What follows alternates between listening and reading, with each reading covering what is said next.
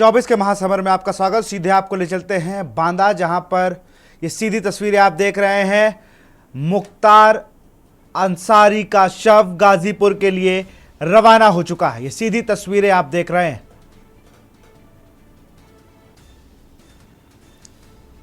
ये सीधी तस्वीरें आप देख रहे हैं। बांदा से गाजीपुर की ओर जो शव है उसको रवाना किया गया है। टाइट सिक्योरिटी के बीच ये शव रवाना किया गया है।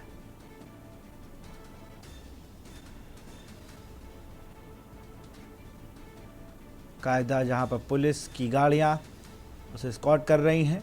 ये सीधी तस्वीरें आप देख रहे हैं उनका दायित्व है उनको छोड़ के बांदा से।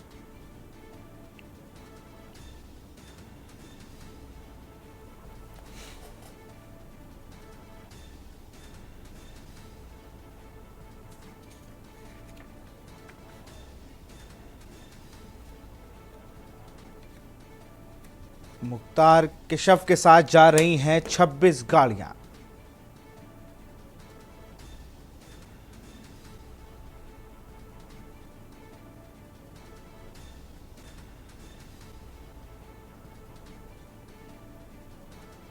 मुख्तार के शव के साथ 26 गाड़ी जा रही। सीधी तस्वीरें आप देख रहे हैं।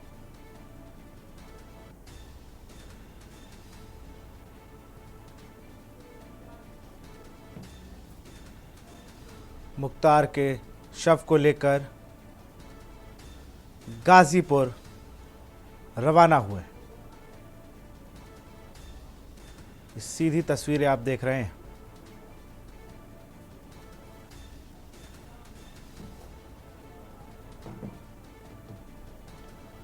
तस्वीरें आप देख रहे हैं। बांदा से मुख्तार अंसारी का शव गाजीपुर के लिए रवाना।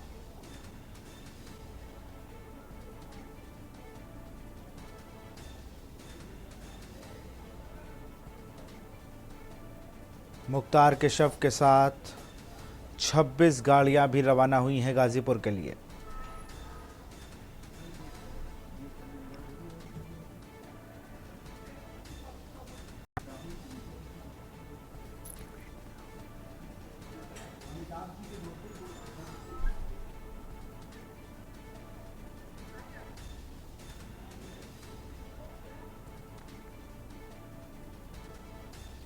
मुख्तार के शव के साथ जा रही है 26 गाड़ियां।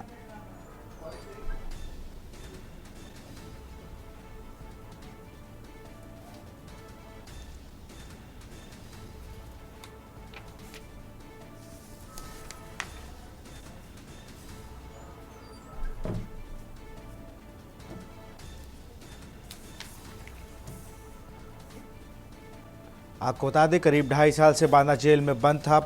पूरब के माफिया मुख्तार अंसारी का गुरुवार देर रात हार्ट अटैक यानी कार्डियक अरेस्ट के चलते मौत हो गई। मुख्तार की मौत से करीब 3 घंटे पहले ही इलाज के लिए मंडली कारागार से मेडिकल कॉलेज लाया गया था, जहां 9 डॉक्टरों की टीम उसके इलाज में जुटी थी। रात करीब 10:30 बजे प्रशासन ने मुख्तार की मौत की सूचना सार्वजनिक करी। तब तक मुख्तार के परिवार का कोई सदस्य मेडिकल कॉलेज नहीं पहुंचा था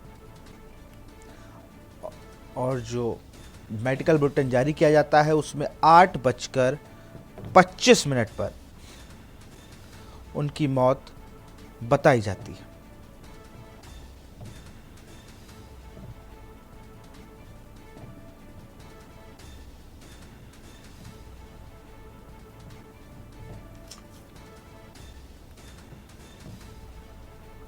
ये 2 तस्वीरें हैं जब रात में मेडिकल कॉलेज लाया गया था और तब की तस्वीर और अब की तस्वीर। ये दूसरी तस्वीर जो आप पहली तस्वीर देख रहे हैं उसके शव को ले जाया जा रहा है और रात की वो तस्वीर है जब उसके इलाज के लिए उसको मेडिकल कॉलेज लाया गया था मुख्तार अंसारी को।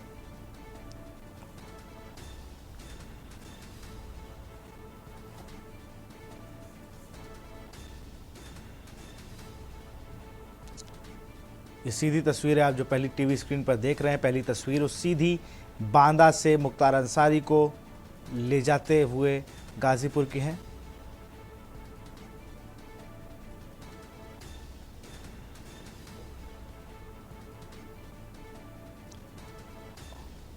ये बुंदेलखंड एक्सप्रेसवे पर गाड़ियां चढ़ चुकी हैं। ये वो तस्वीरें आप देख रहे हैं, 26 गाड़ियों का काफिला, जैसे पुलिस की गाड़ियां भी हैं वो, और परिवार के जो लोग हैं जिस गाड़ी से आए हैं वो भी इसी में शामिल है।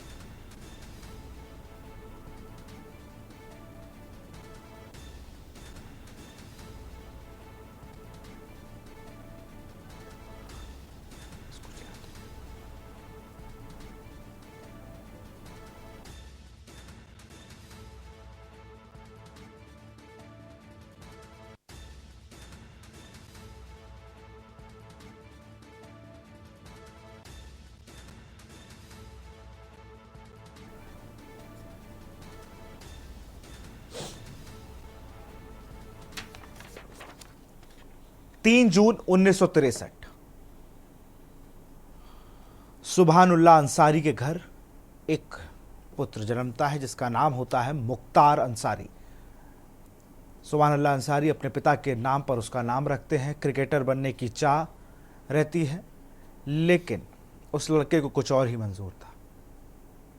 उस लड़के ने जो फिज़ा उसके घर की बनी थी, जो चीज़ें, जो सामाजिकता उसके घर की बनी थी, उसका कहीं ना कहीं किसी और चीज़ में प्रयोग किया। क्रिकेट के मैदान की लड़ाई को छोड़ वो सियासी लड़ाई और जराइम की दुनिया में आ गया। जराइम की दुनिया में आने के बाद उसने ऐसा हर वो काम किया जिससे कहीं ना कहीं मुख्तार अंसारी को माफिया के रूप में आज हम देख सकते हैं। एक समय था जब पूरे यूपी में हाथे का वर्चस्व था और उस हाथे को टक्कर देने के लिए फाटक आया था। ये फाटक गाजीपुर में मुख्तार अंसारी का घर हुआ करता था और उस फाटक से जब 786 नंबर की गाड़ी निकलती थी तो लोग समझते थे कि हमारा काम हो गया है। पूरे यूपी के लिए माफिया और गाजीपुर के लिए रॉबिनहुड की ज़िंदगी जीने वाला, मऊ और गाजीपुर के लोगों के लिए रॉबिनहुड की ज़िंदगी जीने वाला मुख्तार अंसारी का कल देहांत हो जाता है।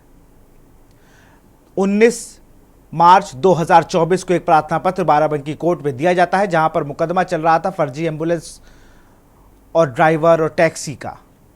उसमें कहा जाता है कि मुझे धीरे धीरे जहर दिया जा रहा है।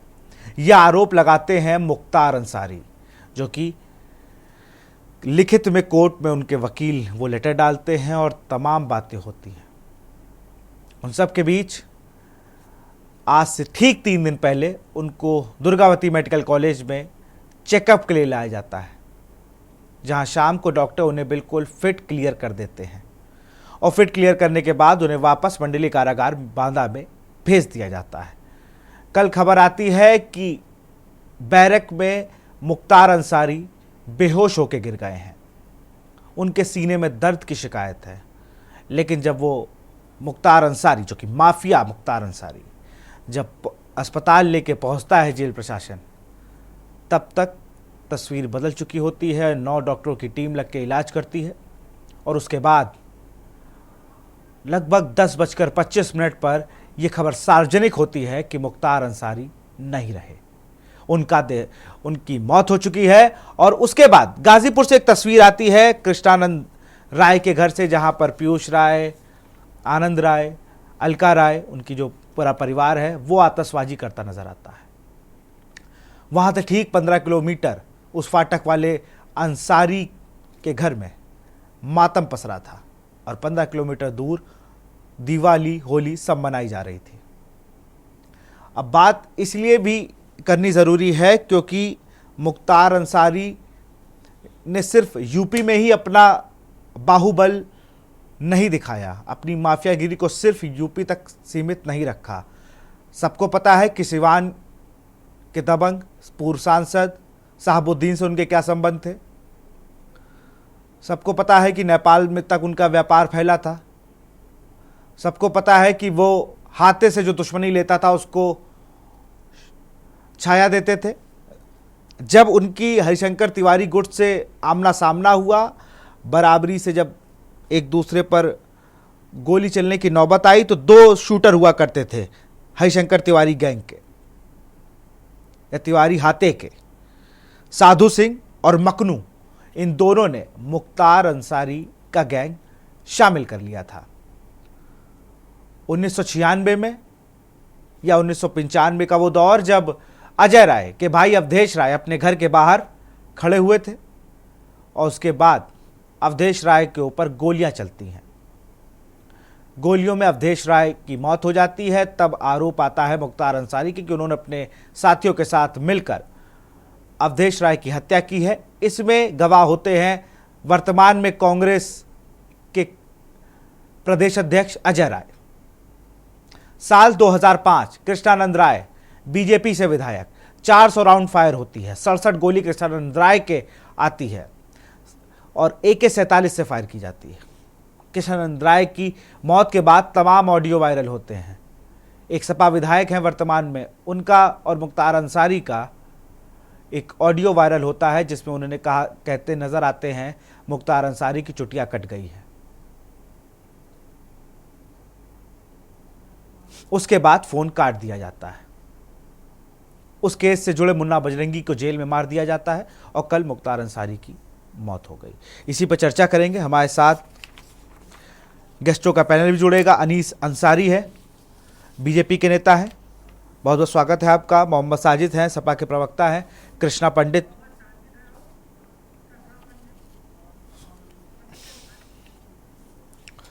पंडित हैं, वरिष्ठ पत्रकार हैं और सबसे बड़ी बात पूर्वांचल से आते हैं, वाराणसी से आते हैं, तो बहुत अच्छे से बता सकते हैं कि मुख्तार अंसारी का क्या रुआब था भाई। जब वो पूर्वांचल की जेलों में बंद थे तो लोग बताते हैं मछली खाने के इतने शौकीन थे कि जेल में ही उन्होंने तालाब खुदवा दिया था। मुशायरा सुनने के इतने शौकीन थे कि DMSP को बुला के मुशायरा सुन लेते थे। और कई DM तो ऐसे भी हैं जो लखनऊ और तमाम जिलों में तैनात रहे, उनके साथ बैडमिंटन भी खेला करते थे। कृष्णा पंडित,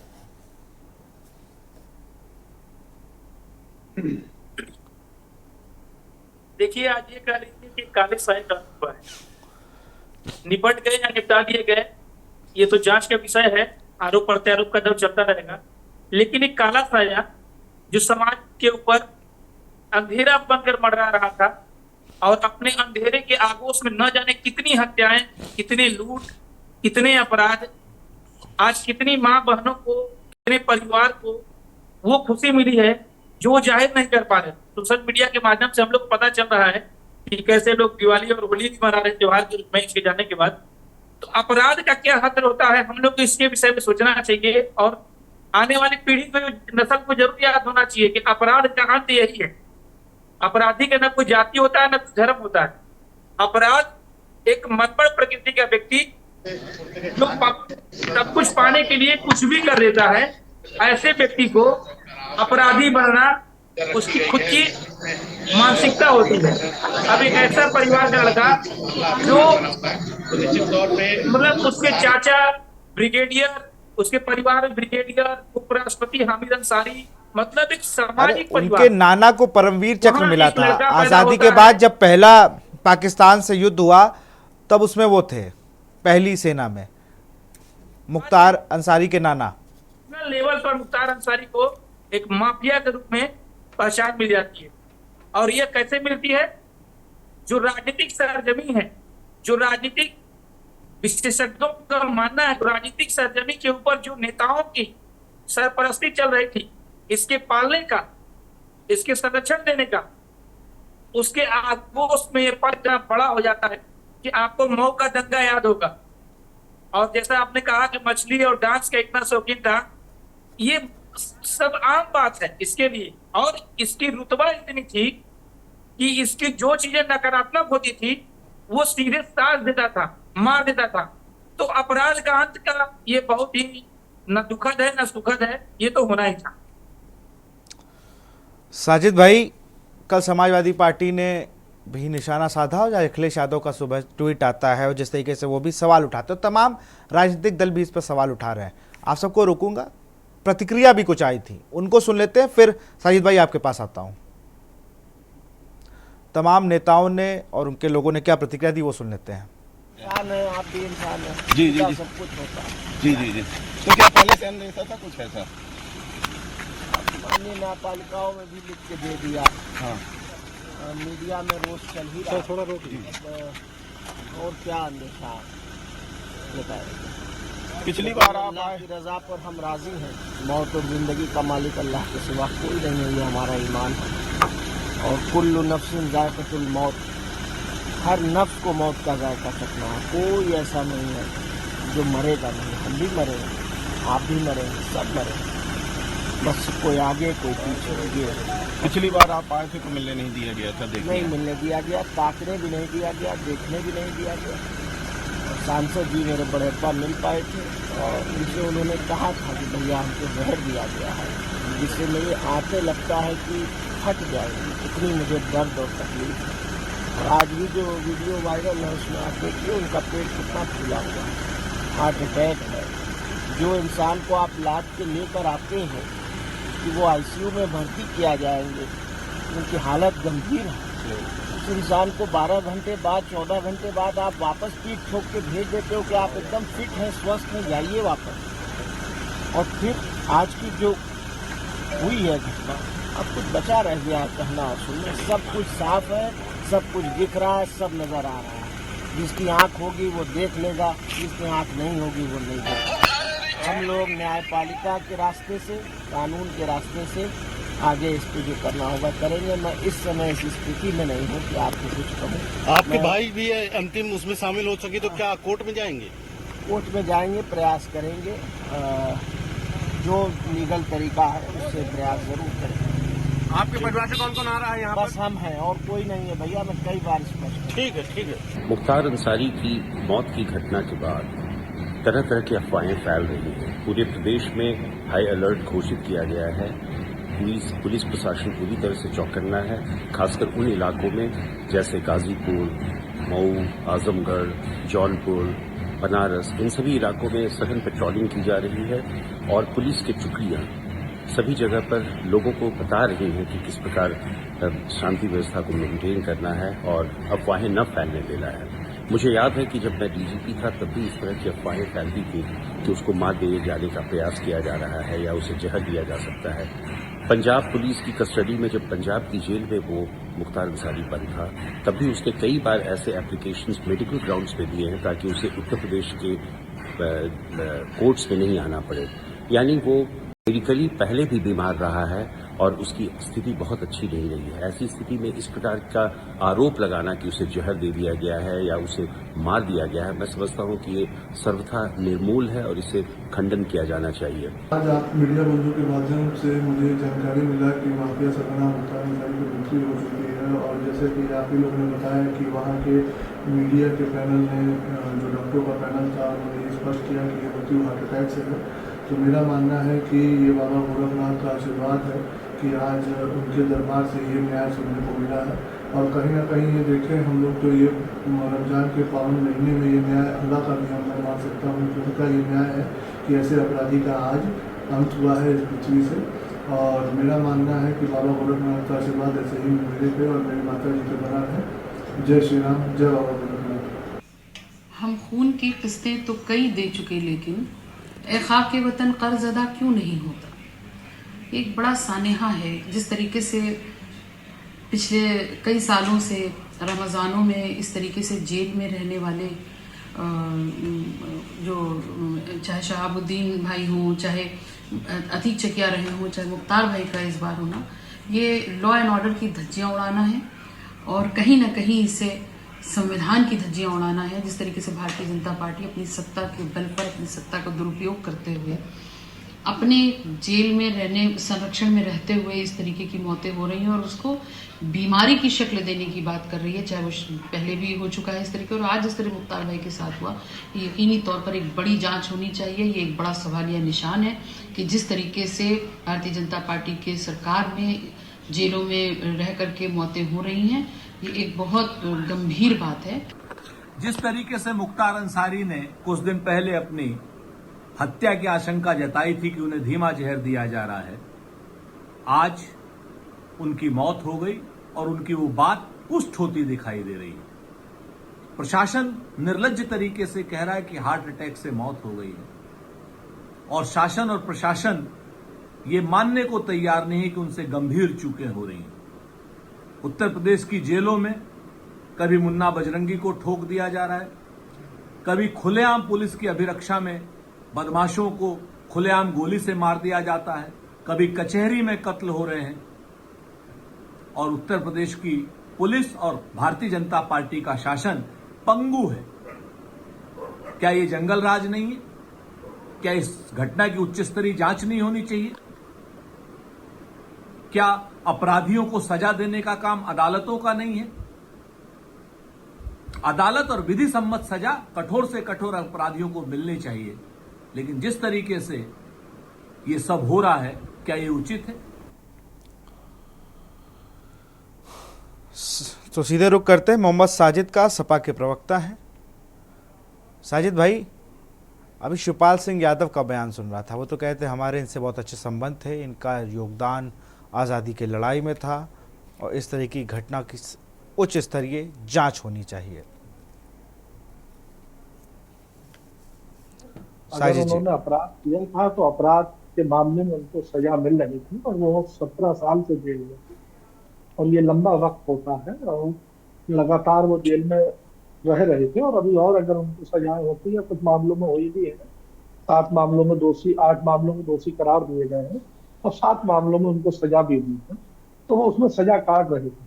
लेकिन जेलों में और यूपी में जो एक चल रहा है कि ठोको नीति, ये संविधान के लिए, लोकतंत्र के लिए बहुत खतरनाक है और कानून अपने हिसाब किताब से सजा देगा। इससे पहले मुन्ना बजरंगी को मार दिया गया 13 जुलाई 2018 में जेल के अंदर, और यूपी में पुलिस हिरासत में मरने वालों की संख्या लगातार बढ़ रही है। तो गृह राज्य मंत्री हैं नित्यानंद जी, उन्होंने पिछले दिनों एक रिपोर्ट साझा की थी, उसमें उन्होंने बताया लोकसभा में कि 451 लोग की पुलिस हिरासत में मौत हुई है 2020 और 21 में, और 2122 में जो है वो 501 लोगों की। तो ये काफी चिंताजनक है कि किसी ने अपराध किया है तो इसके लिए कानून सजा देगा, वो पुलिस हिरासत में रहेगा, तो उसको सजा होगी तो जेल में रहेगा, लेकिन वो जेल में जाने के बाद अगर वो मरेगा या उसको हत्याएं होंगी या पुलिस हिरासत में मरेगा, तो ये संविधान के लिए बड़ा खतरनाक है। और लोग इससे अपराध कम नहीं होगा, अपराध उससे बढ़ेगा। फिर आदमी ये सोचने लगेगा जो अपराधी है कि मुझे तो मरना ही है, तो मैं और अपराध करूं। वैसे तो उसको ये की उम्मीद रहती है कि ठीक है हम कोर्ट में जाएंगे या वहां होंगे, उसने एक बार अपराध कर दिया, उसके बाद पुलिस ने उसको हिरासत में ले लिया। लेकिन जब उसको लगेगा कि मुझे यहाँ भी वहां भी मरना है और फिर वैसे ही मरना है, तो फिर अपराधियों में एक अपराध करने की और प्रवृत्ति बढ़ेगी, और ये बहुत खतरनाक है। आप फर्जी एनकाउंटर के मामले में वैसे ही यूपी नंबर 1 है, और जो बड़े बड़े पदों पर बैठे हैं और उनके जो शब्द हैं उससे लोगों का कहीं ना कहीं और फर्जी एनकाउंटर ये करने वालों का, गलत काम करने वालों का मनोबल बढ़ रहा है। ये चिंतनीय है, क्योंकि सरकार की जो जिम्मेदारी है वो हर किसी के जीवन की रक्षा करनी है, और थाने में अगर कोई बंद है तो उसकी सुरक्षा, उसकी जिंदगी की सुरक्षा, हर चीज बिल्कुल कहीं ना कहीं ये पुलिस का कॉल है कि वो कैसे करती है। इससे पहले भी कई कोर्ट में भी हमने देखा गोली चली, और कोर्ट में गोली चलती है, फिर एक अभिरक्षा में मौत हो जाती है 2 बदमाशों की। आप सब यहाँ बने रहिए हमारे साथ। यहाँ पर वक्त है एक छोटे से ब्रेक का।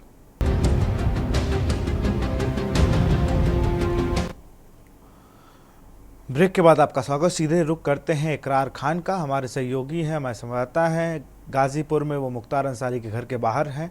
बांदा से चूंकि शव गाजीपुर के लिए निकल चुका है, एक बार वहाँ की हलचल लेते फिर अपने मेहमानों पर आएंगे। इकरार, अभी वहाँ की स्थिति क्या है? जी बता दूं कि मैं बता देना चाहता हूँ कि जैसे लोगों को जानकारी मिली कि बांदा से मुख्तार अंसारी का पार्थिव शरीर निकल चुका है, तैसे लोगों की चलगमी बढ़ गई है, और कहीं ना कहीं लोग एक कयास लगा रहे हैं कि 7 से 8 घंटे में कितने बजे तक डेड बॉडी आ जाएगी। लेकिन हालांकि मैं बता दूं कि गाजीपुर के एसपी ओमवीर सिंह ने एक अनाउंस किया है कि नमाज, जो सुबह की फजर की नमाज होगी उसके बाद सुपुर्दे खाक किया जाएगा। लेकिन लोगों में समंजस बना हुआ है कि क्या सुबह किया जाएगा, क्या रात में आती है मुख्तार अंसारी की बॉडी आती है उसी समय किया जाएगा। देखने वाली बात है कि क्या तथ्य निकल के आते हैं, क्योंकि कम से कम 7 से 8 घंटा उनको डेड बॉडी आने में समय लगा। अब देखने वाली बात यह है कि क्या तथ्य निकल के कब तक होने की उम्मीद है। जी एक बात और है, 50,000 की इनामी है इनकी पत्नी मुख्तार अंसारी की, उनका भी लुकआउट नोटिस जारी। क्या उनके पहुंचने की कुछ संभावना है या कोई ऐसी खबर? जी बता दें कि ऐसी कोई चर्चाएं नहीं है, न यहाँ के लोगों ने तय की है, न यहाँ के कोई ऐसा व्यक्ति मिला जो चर्चा कर रहे हैं, उनकी तो कोई चर्चा ही नहीं कर रही। जो भी बातें हो रही सिर्फ मुख्तार की बातें हो रही, उनके भाई की बातें हो रही, मुख्तार ने क्या किया, किसके लिए क्या किया, कब किसके लिए क्या किया, यही सब तमाम बातें हो रही। कभी उनकी चर्चाएं नहीं है कि हम जो लोकल लोग हैं उन्होंने भी इसके बारे में कोई चर्चा नहीं की। आने की उम्मीद है या इसकी कोई बात नहीं है। जी बिल्कुल, बने रहिए हमारे साथ। हम रुक करते हैं अनीस अंसारी का। अनीस जी, क्या कहिएगा? कोर्ट के अंदर भी बदमाश मारे जा रहे हैं, जो आरोपी हैं वो जेल के अंदर मर रहे हैं। 2 दिन पहले उनको पता, वो लिखित बयान दे रहे हैं कि भाई हमें जहर दिया जा रहा है। 2 बदमाश जिनको तो अभी रक्षा में ही मार दिया गया, वीडियो तक वायरल हो गया। हो क्या रहा है ये? देखिए, मुख्तार अंसारी जी की तबीयत जो है कई दिन से खराब चल रही थी, उनकी जैसा बता रहे हैं डॉक्टर लोग और मीडिया से पता चलता है कि उनकी मौत जो है हार्ट अटैक से हुई है। बिल्कुल। अब इस बात को लेके अगर किसी की मौत हुई है और वो भी किसी बहुत मतलब कहना चाहिए कि किसी फरिश्ते की मौत नहीं हुई है, मुख्तार अंसारी की मौत हुई है, जिनके ऊपर 4 दर्जन से अधिक मुकदमे दर्ज हैं और आपराधिक इतिहास इनका बहुत बड़ा है। मेरी ये समझ में नहीं आता, इस पे विपक्षी दल इतना हो हल्ला क्यों कर रहे हैं? क्या मतलब है हो हल्ला करने का? अगर इसकी जांच की बात है तो न्यायिक जांच की मांग जो इनके परिवार वालों ने की थी वो न्यायिक जांच होगी। 1 महीने में उसकी रिपोर्ट आ जाएगी, सब दूध का दूध पानी का पानी हो जाएगा। दरअसल सपा हो, कांग्रेस हो, बसपा हो, इन लोगों के पेट में दर्द कहीं ना कहीं इसलिए है कि मुख्तार अंसारी से और उनके गैंग से कहीं ना कहीं इन पार्टियों को लाभ होता रहा है। ये अपने लाभ के लिए और मुस्लिम समाज को पुनः गुमराह करने के लिए ये लोग इस तरह के बयान दे रहे हैं कि उनकी मौत हो गई, उनकी हत्या कर दी गई, उनको ये कर दिया गया, उनको वो कर दिया गया। मेरी ये समझ में नहीं आता कि इस चुनावी समय पे इन लोगों के पास इतना टाइम क्यों है कि वो सिर्फ हमें यानी भारतीय जनता पार्टी को कोसने में लगे हुए हैं। अरे सरकार आपकी है, में जाओ, सरकार आपकी है, समय कहाँ किसी के पास है। सरकार आपकी है तो आप ही को कोसेंगे, हमको कोसने थोड़ी आएंगे। जी मैं कह रहा हूँ सरकार आपकी है तो कोसेंगे भी तो आप ही को। हम वही जवाब दे रहे हैं हम कि अगर इस तरह की घटना होती है। अब कांग्रेस के जो प्रदेश अध्यक्ष है उन पर बड़ी हंसी आ रही है मुझे दोपहर से। कांग्रेस कह रही है कि ये बहुत बुरा हुआ, इनकी हत्या कर दी गई, भाजपा ने ये कर दिया, भाजपा ने। अरे मैं ये कहता हूं कि अजय राय को ये सोचना चाहिए, उनके सामने उनके भाई की गोली मार के हत्या किसने की? आज उन्हें अफसोस नहीं होना चाहिए। उन्हें तो ये कहना चाहिए कि समय के अनुसार, हर धर्म के अनुसार, मैं कहता हूं सनातन के हिसाब से भी और इस्लाम के हिसाब से भी, मैं इस्लाम का मानने वाला हूं, साफ साफ है अगर किसी का खून बहाओगे, अखारत अगर किसी का खून बनाओगे तो जहन्नुम में भी जगह नहीं मिलेगी। ऐसे लोगों के लिए आप रो रहे हैं जिनने आपका भाई छीन लिया। क्या आपकी राजनीति इतनी गंदी हो गई कि आपके भाई की मौत? अजय राय ने कोई आधिकारिक बयान दिया ही नहीं है इस पे। अजय राय ने तो बयान ही नहीं दिया। नहीं, कांग्रेस ने तो दिया, उन्हें अपनी पार्टी अजय राय ने इससे पार्टी को इस पे बयान नहीं दिया। इसका मतलब ये हुआ बिहार प्रदेश अध्यक्ष ने बयान दिया है। बिहार प्रदेश अध्यक्ष नहीं, कांग्रेस ने बयान दिया है, कांग्रेस ने बयान दिया है, मेरे पास है बयान, मैं आपको सुना सकता। अरे मैंने तो कांग्रेस का बयान सुना है, मैं ये थोड़ी कह रहा हूं। मैं कह रहा हूं अजय राय का बयान इस पे नहीं आया, उन्होंने चुप्पी साध रखी, मैं ये कह रहा हूं। कांग्रेस के लीडर हैं, उत्तर प्रदेश के अध्यक्ष हैं, जिनके भाई की हत्या हुई तो कांग्रेस कुछ भी कहेगी क्या? हमारी पार्टी के अतुल सिंह जी हमारे साथ हैं, कांग्रेस के नेता, इनसे जवाब ले लेते हैं इस पे। अतुल सिंह जी देखिए, भाजपा के अनुसार कोर्टों को, अदालतों को बंद कर देना चाहिए, उनका न्याय सड़क पर होना चाहिए, ऐसा भारतीय जनता पार्टी जो मौजूदा सरकार वो चाहती है। तो अंसारी भाई से कहिए अगर कोई हत्या में फंसता है तो उसको तुरंत गोली मार देनी चाहिए, चाहे मुख्तार अंसारी हो चाहे कोई हो। लेकिन ये फिर थाना और पुलिस का मतलब क्या होगा? बाबा साहब भीमराव अम्बेडकर ने जो कानून बनाया था उसका क्या मतलब होगा? अगर हम लोग ऐसे ही फैसले लेने लगेंगे, जो भी मृत्यु हुई है, अदालत जो मृत्यु हुई है इसकी जांच उनके बेटे ने जो मांग किया है, अदालत के द्वारा न्यायिक उनकी जांच की मांग है, जांच पूरी होनी चाहिए, सच सामने आना चाहिए।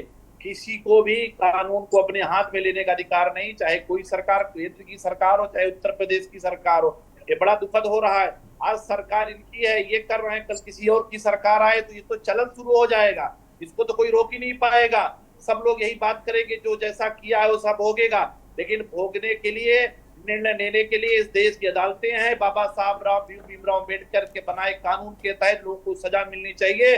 हम आप सजा तय करने का हम लोगों के पास कोई अधिकार नहीं, चाहे उत्तर प्रदेश की सरकार हो, चाहे केंद्र की सरकार हो। ये दुखद है, सिर्फ वोट के लिए ऐसे इस तरह घटनाएं हो, उनकी चर्चा भारतीय जनता पार्टी नीचे जाकर करे तो दुखदपूर्ण है। और आप सोशल मीडिया पर देख लीजिए आज किस तरह इनके लोग लिख रहे हैं, किस तरह ये लोग मैसेज देने का काम कर रहे हैं। मैसेज तो भारतीय जनता पार्टी के लोग ही दे रहे हैं, इसमें कहीं कांग्रेस और सपा तो नहीं दे रही है। मैसेज तो भारतीय जनता पार्टी के ही लोग दे रहे हैं। आज सोशल मीडिया पर देखिए किस तरह भारतीय जनता पार्टी के लोग लिख रहे हैं, जैसे इन्होंने ही सब कुछ काम कर दिया है। बड़ा दुखद है, देश की कानून, देश की लोकतांत्रिक व्यवस्था को खत्म करने का प्रयास हो रहा है, धीरे धीरे नष्ट हो रहा है। अदालतों पर विश्वास लोगों का हट रहा है अगर इसी तरह चलता रहा। अभी देखिए अमेरिका ने भी चिंता जताया है। ये बड़ी बात है, ये बहुत बड़ी बात है कि विदेश में भी चर्चा हो रही कि देश के लोकतंत्र को खत्म करने का प्रयास हो रहा है। एक ऐसा लोकतंत्र पूरे विश्व में था जिसकी चर्चा होती थी। विश्व में एक ऐसा लोकतांत्रिक देश भारत की चर्चा होती थी। लोग कहते थे अगर कहीं कानून है जहां सबको साथ लेकर, सारे धर्मों को साथ लेकर, सारे जातियों को साथ लेकर चलने का अगर कहीं हौसला था तो भारत में था। लेकिन मौजूदा मोदी सरकार ने इसको पूरी तरह से खत्म करने का प्रयास किया है। और आज जो घटना हुई है, चाहे हार्ट अटैक हो या किसी प्रकार वो खत्म हुए हो, जांच होनी चाहिए। जिसने भी किया किस कारण उसकी मृत्यु हुई, उनके बेटे ने मांग किया है कि न्यायिक जांच होनी चाहिए। इसकी न्यायिक जांच हो तो दूध का दूध, पानी का पानी हो जाए। लेकिन भारतीय जनता पार्टी को चाहिए कि इसकी चर्चा न बताएं कि उन्होंने सब कुछ कर दिया है। दुर्भाग्यपूर्ण है, किसी के साथ भी हो सकता है। जेल तमाम लोग जाते आते हैं जो इस देश में पैदा हुआ है। सबको इस देश के कानून को मानना पड़ेगा, वो चाहे किसी भी तरह हो, बस कानून को बचाने के लिए, कानून सर्वोपरि है के लिए बिल्कुल सबको एक को काम करना पड़ेगा। साजिद जी आप कुछ कहना चाह रहे थे, फिर मैं कृष्णा पंडित जी का रुख करूंगा। पहले साजिद भाई। देखिए, भारतीय जनता पार्टी संविधान विरोधी है, संविधान पर भरोसा नहीं है, संविधान को खत्म करने की कोशिश है। लोकतंत्र में लगातार जो लोग खतरे में है, और यहाँ जो है वो पहला देश है जहाँ के दो मुख्यमंत्री उठा के उन्होंने जेल भेज दिए। ये ऐसा कहीं पूरी दुनिया में नहीं है। केवल चुनाव जीतना, इनको सत्ता में बैठना है। आप इनका अगर वो हार्ट अटैक से मरे हैं तो उसके बाद इनका आईटी सेल जो है वो फिर क्यों अपनी वाहवाही लूट रहा है? क्यों उसको आईटी सेल जो है वो लोगों के मोबाइल पे मैसेज भेजते कि देखिए हमने ये कर दिया है? तो इनका ये खुद कह रहे हैं, तो उससे और वही उनका पीड़ित परिवार जो है वो उसका, उनके बेटे का भी कहना है। तो इससे घटना और साफ हो जाती है कि क्या है। चलिए है कि अगर उनका बेटे, परिवार के लोग कहते तो ठीक है वो पीड़ित है, लेकिन जब आईटी सेल उस मैसेज को वायरल कर रहा है कि हमने ये कर दिया, तो हर मामले में जब अपनी वाहवाही पीठ थपथपा रहा है तो उससे साफ है कि वहां हत्याएं कराई जा रही हैं। मुन्ना बजरंगी की हत्या हुई, इससे पहले कानपुर के दुबे जी की हत्या हुई। फिर कोर्ट और थाने, जो कांग्रेस के प्रवक्ता है, उन्होंने, साथी प्रवक्ता ने बहुत अच्छी बात कही, फिर अदालत और थाने बंद कर देना चाहिए। इससे सरकार ही फैसला करेगी कि किसको क्या करना है, और जहां उसने जो उनके नजरों में लगा कि ये दोषी है उसको उठा के मार देंगे, बात खत्म हो। फिर तो कोई जरूरत ही नहीं है थाने, न्यायपालिका। किस तरीके से ये धीरे धीरे लोकतंत्र को खत्म कर रहे हैं, संविधान को खत्म कर रहे हैं, पूरा देश और दुनिया देख रही है। और देश का जो पढ़ा लिखा वर्ग है वो चिंतित है, और दुनिया में भी अब लोग चिंता जताने लगे हैं, जो कि बाहर हिंदुस्तान के लीडर जो है वो दुनिया में लोकतंत्र बचाने के लिए आगे आते थे, वही अब जो है वो दुनिया भारत में लोकतंत्र बचाने के लिए आगे आ रही है, संविधान बचाने के लिए आगे आ रही है। लेकिन भाजपाई जो है वो उनको कोई गंभीरता नहीं है कि, और सिर्फ उनको सत्ता ही दिख रही है कि हम चुनाव में कैसे जीतेंगे, किसको हम मार दें, किसको ठोक दें। इसी पे केवल उनकी सरकार चल रही है कि बुलडोजर से ध्वस्त करना। हिंदुस्तान जो है वो सबसे ज्यादा लोग, गरीबों के मकान तोड़ने वाला और जो है वो लोगों को बेघर करने वाला देश बन चुका है। तमाम लोगों को घर तोड़ दिए जाते हैं, तो कहाँ कानून व्यवस्था है? बात करते हैं कानून व्यवस्था की। महिला अपराध में यूपी लगातार बढ़ रहा है। महिलाओं के मामले में आप ये समझिए, महिलाएं पुलिस हिरासत में, महिलाओं के साथ रेप और तमाम घटनाएं हुई है, उसमें यूपी नंबर 1 है। तो आप जो अपराध में एनसीआरबी के आप उठा के देख लीजिए, यूपी नंबर 1 है। भ्रष्टाचार में देश नंबर 1 हो चुका है, बेरोजगारी में दुनिया में 7वें नंबर पर देश आ चुका है, वर्ल्ड हंगर्स इंडेक्स में जो है वो हिंदुस्तान लगातार बिल्कुल नीचे जा रहा है। हमारे तक कृष्णा पंडित है, पूर्वांचल से ही आते हैं और वरिष्ठ पत्रकार। आपको रोकूंगा साजिद भाई आपको रोकूंगा माफी के साथ, आपको माफी के साथ रोकना चाहूंगा क्योंकि समय की बाध्यता है और कृष्णा पंडित हमारे साथ बने हुए हैं लगातार। आपने वो सारे दौर देखे हैं मुख्तार अंसारी के। मुख्तार अंसारी पूरब का माफिया डॉन, जिसने हरिशंकर तिवारी हाथे से भिड़ने की हिम्मत उठाई। सबको पता है ब्रजेंद्र सिंह और उनके बीच क्या रंजिश चलती थी। एक मुकदमे जो चिट्टी का जो कांड है उसमें तो वादी और गवाह दोनों ही मुख्तार हैं। तो पूर्वांचल में इसको लेकर क्या था मुख्तार को लेकर, और अभी की जो सियासी पिच है उस पर मुख्तार कहाँ स्टैंड करते थे?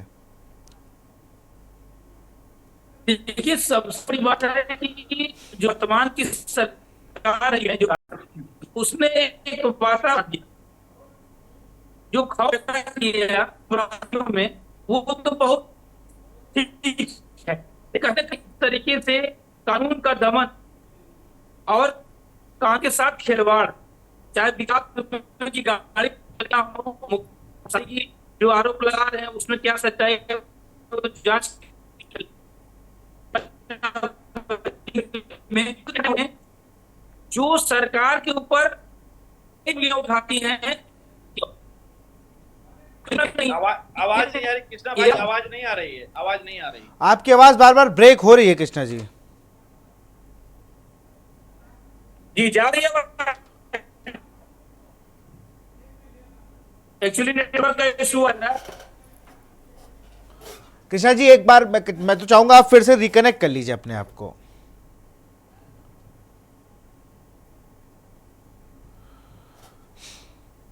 चलिए, हमारे साथ जैसा मुझे कमांड मिल रही है अमिताभ ठाकुर जी हैं, पूर्व आईपीएस हैं। सर बहुत बहुत स्वागत है आपका।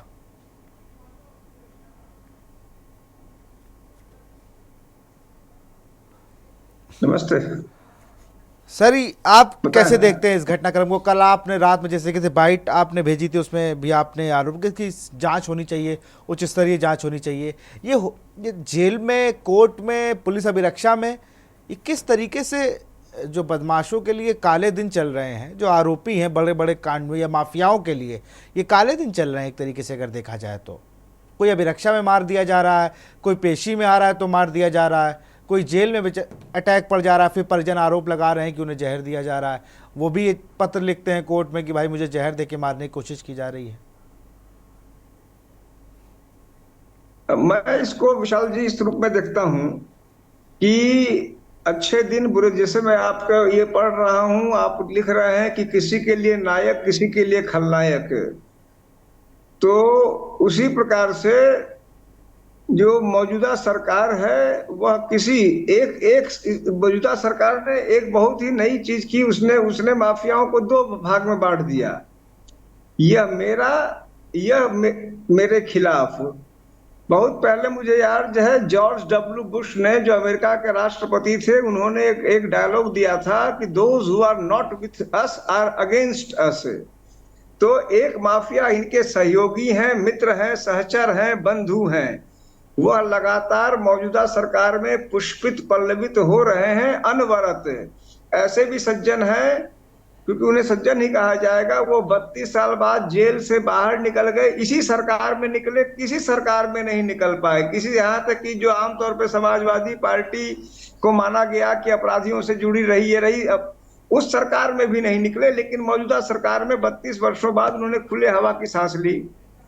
तो 2 किस्म के अब इस समय चल रहे हैं, एक those who are with us, एक दोज अगेंस्ट अस। इसमें यहाँ तक तो ठीक है, लेकिन जो सरकारी साधन का, संसाधन का, यूपी पुलिस का, एसटीएफ के अफसरों का, एसटीएफ के बड़े बड़े अफसरों का जिस प्रकार से खुला दुरुपयोग, और उनके नाम, अभी तो जब ताकत होती है तो ये चीख रहे हैं, इसमें कोई शक नहीं कोई शक नहीं कि जब अतीक और उनके भाई मारे गए तो वो परेशान हाल थे, कमजोर थे, यद्यपि किसी समय वो भी डॉन रहे थे, मुख्तार एक डॉन रहे थे, कोई शक नहीं।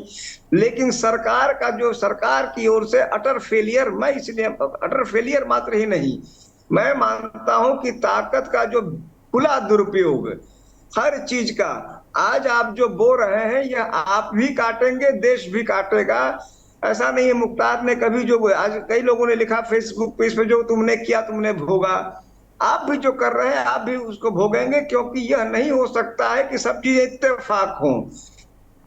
2-3 आदमियों ने अतीक को आके पुलिस कस्टडी में मार डाला, आज तक पता भी नहीं चला कि उनके पीछे कोई था कि नहीं था। क्यों नहीं पता लगा? क्योंकि आप जानना ही नहीं चाहते, आपकी इच्छा नहीं है, क्योंकि आप जानते हैं कि किसने मारा। जीवा को कोर्ट में, लखनऊ के कोर्ट में, राजधानी कोर्ट में मार डाला गया। जिसने मारा, आप उसके पीछे कभी गए ही नहीं, क्योंकि आप जब खुद जान रहे हैं पर्दे के पीछे कौन है, तो आप क्यों जा रहे हैं? तो ये जो गुनाह हो रहे हैं, बांदा जेल में गोली चली, वहां एक माफिया मारा गया। आपको कुछ दिन पहले बागपत जेल में गोली चली, वहां एक मारा गया माफिया, शायद मुन्ना बजरंगी मारा गया। तो ये कौन करा रहा है? ये आप और हम सभी जान रहे हैं। इन गुनाहों का भी हम ही लोग भुगतान करेंगे, क्योंकि सरकार से उम्मीद की जाती है कि निष्पक्ष और न्यूट्रल काम करेगी। केवल वोट के लिए, केवल वोट के लालच में अगर गुनाह आप आज करेंगे तो कल कोई ना कोई उसको बोएगा। भारतीय जनता पार्टी के हमारे साथी निश्चित रूप से इसको नहीं मानेंगे। आज हमने बहुत पहले, मुझे याद है, बस एक सेकंड लूंगा, कि हम लोग बच्चे थे तो एक फिल्म आई थी कालिया करके, उसमें उसका जो एक था प्राण, उसमें कैरेक्टर था जेलर, उसने कहा था कि आज तुम सफलता के घोड़े पे चल रहे हो, लेकिन कल तुम जहां गिरोगे। इस सरकार की भी चूंकि बुनियाद में कहीं ना कहीं एक बुनियादी खोट आ गई है, कल कहीं ना कहीं इसकी भरपाई देश को, समाज को, इन लोगों को देना पड़ेगा। न्याय नहीं हो रहा है। अगर आपको दंडित कराना है, कानून के रास्ते कराइए। ये जो एक्स्ट्रा कॉन्स्टिट्यूशनल मेजर्स लिए जा रहे हैं, यह बेहद और बेहद खतरनाक है, ऐसा मेरा मानना है। अनीस जी जवाब दीजिए। देखिए, जहां तक कानून व्यवस्था का सवाल है, कानून व्यवस्था तो आम पब्लिक की नजरों से, अगर उनके नजरिए से देखा जाए तो कानून व्यवस्था अन्य सरकारों की अपेक्षा भारतीय जनता पार्टी में काफी अच्छी हुई है। रही बात अन्य पार्टियों का, क्या नाम लूं मैं पार्टियों का, हमारी पार्टी में कुछ ऐसा नहीं होता कि लड़के हैं गलती हो ही जाती है, इतनी बड़े कांड पे लड़के हैं गलती हो ही जाती है, इस तरह के डायलॉग बाजी हमारे यहाँ नहीं चलती। उन लोगों को उस समय भी शर्म नहीं थी, और आज उनके बेटे ने, मुख्तार अंसारी साहब के बेटे ने एक प्रेयर की कि हमारी जांच होनी चाहिए, न्यायिक जांच होनी चाहिए। उसके आदेश हो गए, न्यायिक अधिकारी नियुक्त हो गया। उसके बाद इस तरह की बात कि ये नहीं हुआ, वो नहीं हुआ, मौत पे ये हुआ, भाई इंतजार तो कर लीजिए, आप इंतजार कर लीजिए। जो पीड़ित परिवार जो जिस बात को कह रहा है उस बात को मान लिया गया, वो स्वीकार हो गई। आने वाले टाइम में दूध का दूध, पानी का पानी हो जाएगा। दूसरी लेकिन सवाल ये है कि ये हो कैसे रहा है, इसमें कौन लोग हैं? अगर ये इसमें कौन, अगर मान लीजिए जेल में जब सुनील राठी की गैंग, वहां जेल में पिस्टल पहुंचती है बागपत में, मुन्ना बजरंगी वहां होते हैं, बताया जाता है कि सुनील राठी ने लोड करी पिस्टल और सामने से मार दी गोली 2 ठो और मर गए मुन्ना बजरंगी। बिल्कुल एक अपराधी थे, उनका अंत ऐसा ही होना था, या तो पुलिस की गोली से मरते या गैंग वॉर में मरते। लेकिन जेल के अंदर बहुत सुरक्षित मानी जाती है भाई जेल।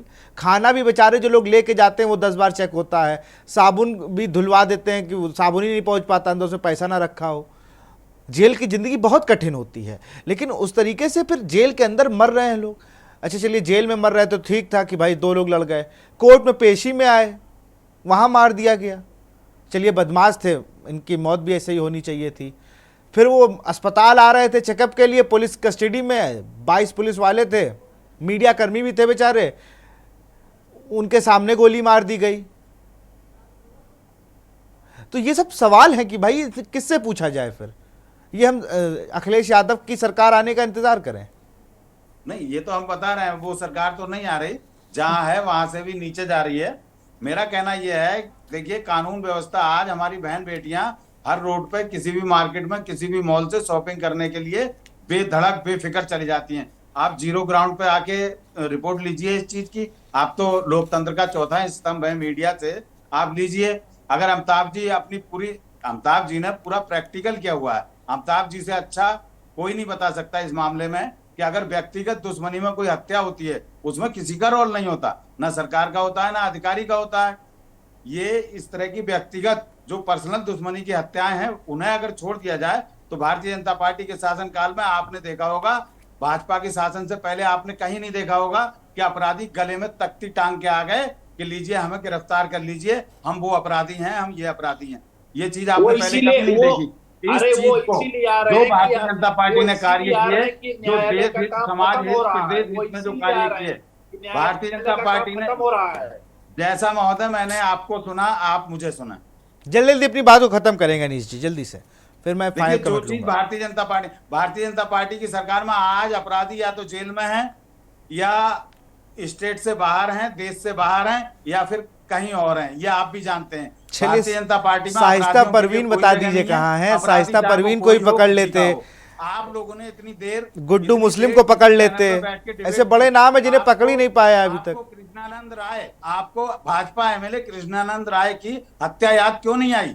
भाजपा एमएलए की हत्या होती है, उसके परिवार वालों से पूछो, आज पूछो और उस दिन पूछते आप उनके पेट में क्या दर्द हुआ था, उन्हें क्या लोगों में, पूर्वांचल के लोगों में सबसे बड़ी चर्चा यह बनी हुई है, पूर्वांचल के लोगों में सबसे बड़ी चर्चा यह हुई है कि जात को लाने वाली पार्टी बन चुकी है। अपराधियों में जाति के नाम पर लोगों को बचाया जा रहा है।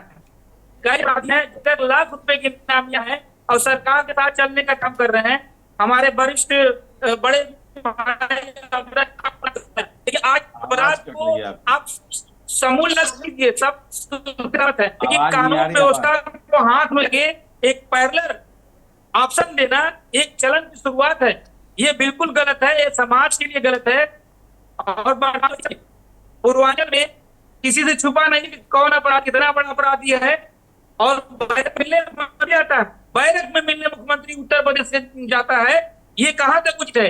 कौन सी तरह के चलन में होना चाहिए कि इतना बड़ा माफिया जिसके ऊपर 106 मुकदमे, आपराधिक मुकदमे, गैंगस्टर से लेकर हत्या से, और जिसको माफिया विजय सिंह कहा गया, उससे मिलने बैरक में मुख्यमंत्री तक गए, तो ये कहीं अलग सी चलन भाजपा सरकार ने जो सबके अनुचित है। किशन जी आपकी आवाज ब्रेक हो रही है, मैं अतुल सिंह के पास चलूंगा, कांग्रेस के प्रवक्ता हैं, कुछ कहना चाहे? अतुल सिंह जी कम बातों शब्दों में अपनी बातों को खत्म करेंगे। अतुल सिंह, जो अगर आप चाह रहे हैं ये चीज सही हो जाएगा नहीं, गलत है। उसके लिए न्याय व्यवस्थाएं हैं हमारे यहाँ, से उसको मिलना चाहिए। कृष्ण जी आपकी आवाज क्लियर नहीं आ रही है, आपको रोकना चाहूंगा, आपकी आवाज बिल्कुल क्लियर नहीं है। हम उसे अतुल सिंह के पास चलेंगे, कांग्रेस के नेता हैं अतुल जी। जी मेरा देखिए, अभी अमिताभ जी को मैं सुन रहा था, बहुत सही बात करे, जो आज हम लोग खो रहे हैं इसको आने वाली पीढ़ी काटेगी। जो मुख्तार ने बोया उसके बच्चे काट रहे हैं, जो आज हम सब बो रहे हैं उसको हम लोग की आने वाली पीढ़ी काटेगी। ये बड़ी गलत परंपरा हो गई, इसकी हम सब मिलकर के विरोध करना चाहिए, क्योंकि न्यायालय और कोर्ट इसीलिए बना था, न्याय देने के लिए। लोग चार्जशीट फाइल होती थी, केस सुनवाई होती थी, गवाही होती थी, वो सब व्यवस्थाएं खत्म हो रही हैं। जहां सरकार जिसको चाहे खत्म कर दे या सरकार के लोग खत्म कर दें, ये बड़ी दुर्भाग्यपूर्ण बात है। और अंसारी भाई को भी ये समझना पड़ेगा कि समय आने वाला समय बदलेगा, तो इसका जवाब हम सबको देना पड़ेगा। आप भी दोगे, हम भी देंगे। तो दुर्भाग्यपूर्ण की जितनी निंदा की जाए कम है। न्यायिक जांच होनी चाहिए।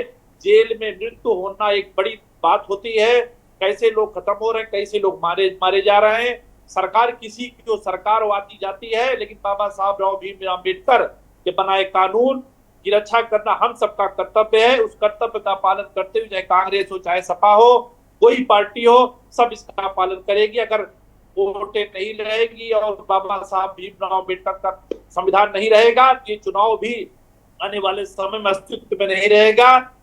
और जैसा मैं पहले भी कहा, राहुल गांधी जी ने कहा है, अगर इस बार कहीं परिवर्तन नहीं होता तो दोबारा इस देश में चुनाव। बिल्कुल फाइनल कमेंट लेंगे, बिल्कुल खत्म है। मोहम्मद साजिद सपा प्रवक्ता, फाइनल कमेंट। देखिए, अभी अमिताभ जी ने बहुत अच्छी बात कही है, और इस पर हम आपकी सबकी जिम्मेदारी है कि एक सरकार के पोषित माफिया है और एक जो है वो उनको लगता है कि ये कहीं ना कहीं हमारे नहीं है। तो उन्हीं जो हमारे नहीं है, तो सरकार, हालांकि जो सरकार होती है या मुख्यमंत्री होते हैं या जो भी सांसद विधायक है, तो वो सभी का होता, सरकार भी सभी की है, चाहे वो उनके हो या ना हो। वोट देना माफियाओं के नाम भी बता दीजिए साजिद भाई। लेकिन ये जिस तरीके से उनके माफियाओं के माफिया नाम भी है, बताइए ना, तमाम ये माफिया है, आरोप भी लगाएंगे, छूटे हैं, बेकार अभी के तो आरोप जेल तो से सरकार छूटे नहीं कर हैं। सकती। अब अगर आप उन माफियाओं की सपोर्ट करेंगे और उनको बताएंगे कि वो बहुत दूध के धुले हैं, तो ऐसा नहीं हो जाएगा। उनके खिलाफ तो मुकदमे कायम नहीं हो रहे हैं, उनके क्यों एनकाउंटर नहीं हो रहे हैं? वो भी तो बिल्कुल 30-40 साजिद भाई, माफियाओं के रोकूंगा, घर समय तो की कमी है। हमारे साथ इकरार खान है, फाइल उनके पास पहुंचूंगा। इकरार, अभी क्या स्थिति है गाजीपुर में मुख्तार अंसारी के घर के बाहर? आपको रोकना चाहूंगा साजिद जी। इकरार, 34 मुठभेड़ हुई 6 साल में, उसमें नहीं, पक्षपात नहीं हुआ। आप दोनों को रोकना चाहूंगा। इकरार खान हमारे संवाददाता गाजीपुर से बने हुए मुख्तार अंसारी के घर के बाहर का, वहां के हालात जान लेते हैं। इकरार, अपराधियों की इकरार, क्या आप हमें सुन पा रहे हैं?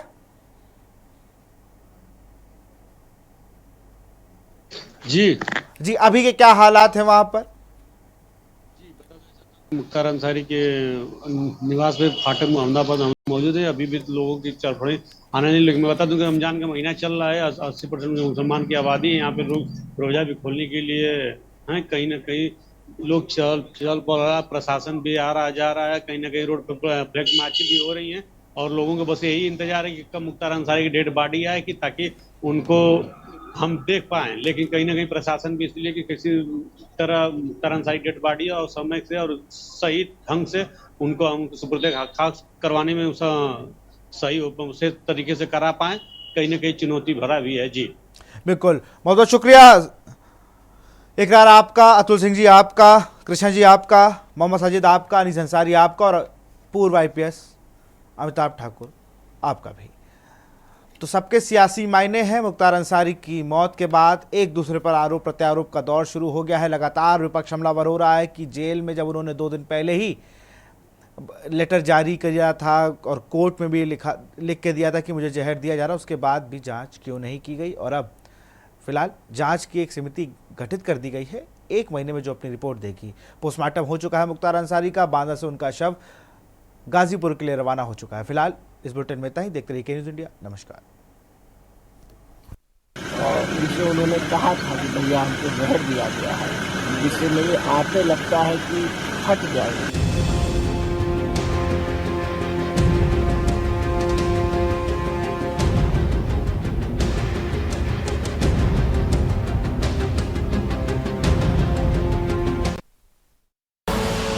आप देख रहे हैं के न्यूज़, खबरों का सारथी।